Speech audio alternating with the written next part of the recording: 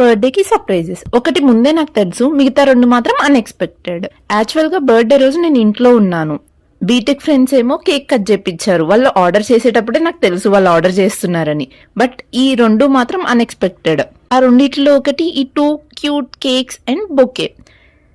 ఇంకొకరేమో ఈ photo frame gift ఇచ్చారు. ఇంతకీ ఈ కేక్స్ ఎలా అనిపించాయి? చాలా క్యూట్ గా ఉన్నాయి కదా.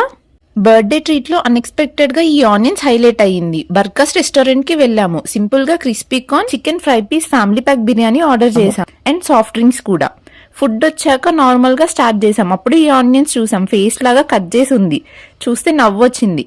క్రిస్పీ కార్న్ బాగుంది అండ్ బిర్యానీ డీసెంట్ గా ఉంది. ఇప్పుడు ఈ వీడియో చూస్తున్నా నాకు మళ్ళీ ఆ బిర్యానీ తినాలనిపిస్తుంది. అండ్ లాస్ట్ కి బిల్ ఇంత అయ్యింది. మీరు మాత్రం సబ్స్క్రైబ్ చేసుకోండి. అంటే ఘోరంగా ఫ్లాప్ అయిన సింపుల్ రెసిపీ. మొన్న రెస్టారెంట్ లో క్రిస్పీ కార్న్ తిన్నాము. చాలా బాగా నచ్చింది. సరే సింపుల్ రెసిపీయేగా పీజీలో ట్రై చేద్దామని అనుకున్నాం అన్నమాట.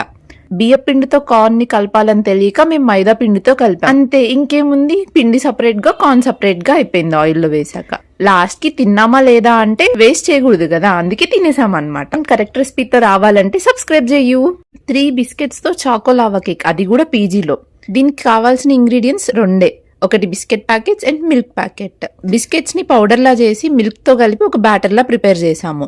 అండ్ 12 minutes ఓవెన్ లో పెట్టాము. అంతే, కేక్ రెడీ అయ్యింది. నార్మల్ కేక్ అని స్టార్ట్ చేసాము అబ్బా, బట్ అది లావా కేక్ లాగా అయ్యింది. హోమ్ మేడ్ బిస్కెట్స్ తో ప్లేటింగ్ చేసాము. ఇంతకీ మా కేక్ నచ్చిందా? సబ్స్క్రైబ్ చేయటం మర్చిపోకు.